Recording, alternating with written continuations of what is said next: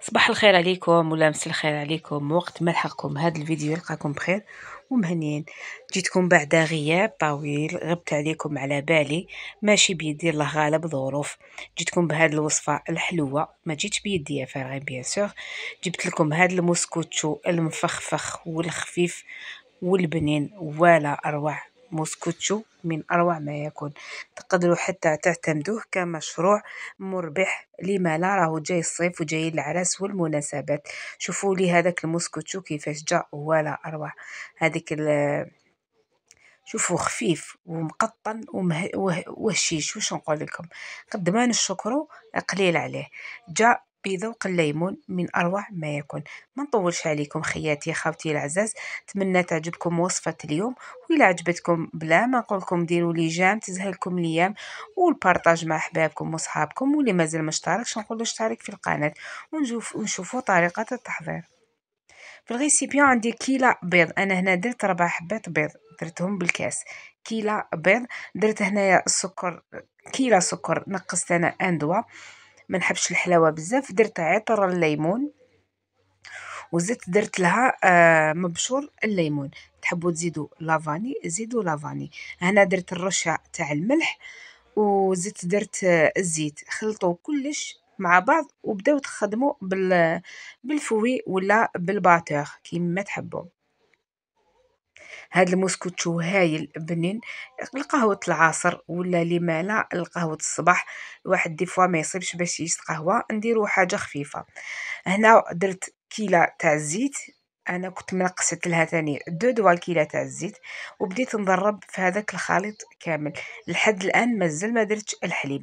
درت كيلة بيض اللي هما 4 حبات بيض، كيلة سكر ناقصه اصبع، ودرت مبشور الليمون، عطر الليمون تقدروا ديروه الذوق اللي حبيتوه. زدت لها الرشه تاع الملح ما تنسوهاش، وكيلة تاع الزيت ناقصه 2 دوا، انا نقصت 2 دوا بالعاني. هنا نضربها مليح حتى تحسوا باللي هذاك السكر راه ذاب لي ملي ذاب. زدت الكيلة تاع الحليب نفرخها تاني دفعة واحدة ونبقى نخلط. هنايا بعد ما خدمت مليح الخليط تاعي، راح نبدا نضيف الفارينة. شوفوا انا الفارينة دات لي 2 كيلات ونص، هذاك النص زايد شوية قريب، نقص هكاك واحد الربع ولا واحد تقيس 3 صباعتين. دوك نتوما على حسب النوعيه تاع الفارينه تاعكم. درت كاس فارينه وكيس ونصف خميره الحلويات. نخلط مليح هذا الكاس الاول تاع الفارينه، نزيد الكاس الثاني. بيان سور نقول لكم دائما خياتي خاوتي العزاز، ما تنساوش تصيروا الفارينه تاعكم. المخبوزات قد ما نصيروا هذيك نخلوا الفارينه تاعنا راح تنجحوا فيها وتجيكم هايله. بلا ما ننسى تكونوا شعلتوا الفرن تاعكم على 180 درجه يسخن لكم، والمول تاع المسكوتشو تكونوا دهنتوه بالزيت والفارينه ولا مارغرين وفارينه باش ما يلصق لكمش. انا نكمل الخلط، وباش تعرفوا باللي الخليط تاعكم متجانس اللي نسحقوها لا تكستور، دائما ننسى الكلمه بالعربيه. الكثافه تاع الخليط تاعنا ديروا رقم 8. هنايا زدت جبت النص تاع الفارينه، نص الكاس تاع الفارينه، وراني نضيف فيه تدريجيا. ان شاء الله يعجبوكم الوصفات اللي راني نقدمهم لكم، ولو انه راه غايضني الحال بزاف بزاف بزاف، لانه الوصفات الاخيره ما عطيتولهاش حقها، كما الوصفات الاولى اللي كنت حطيتها لكم.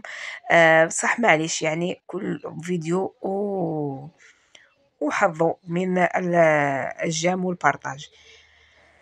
نواصلوا الوصفه تاعنا خياتي العزاز. واش راح ندير هنايا؟ راني حنستعمل المغرفه ديالي، انا خلطت. شوفوا الكثافه اللي تحصلت عليها. هاوليك البلاطو تاعي اللي درت فيه، دهنته بالمارغرين والفارينه. نفرغ كاع الخليط فيه نسويه. قلت لكم الفرن يكون مشعول على 180 درجه.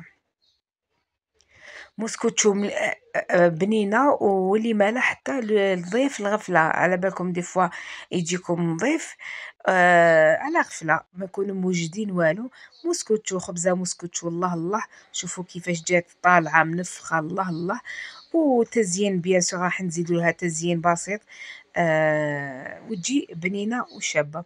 هنا راني قلبتها، شوفوا صدق ومصداقيه الوصفه كيفاش جات هايله، ما لصقت وجات منفخه ولا اروع. قلت لكم خفيف مقطن ومفخفخ، الله الله. هذا الموسكوتشو، وتقدروا تستعملوا كمشروع مربح. شفتوا لي الحجم تاعها كيفاش جا طالع، الله الله. شوفوا مقطنه ولا اروع. كاين اللي يحب الموسكوتشو خفيف، وكاين اللي يحبو ثقيل، يعني نتوما تتحكموا في الكميه تاع الفرينه. هنا التزيين واش راح نقول لكم، انا درت تزيين على طريقتي، الجود بالموجود وبالشي اللي متوفر. تحبوا ديروا لها غير سكر غلاس من الفوق ما فيها بس.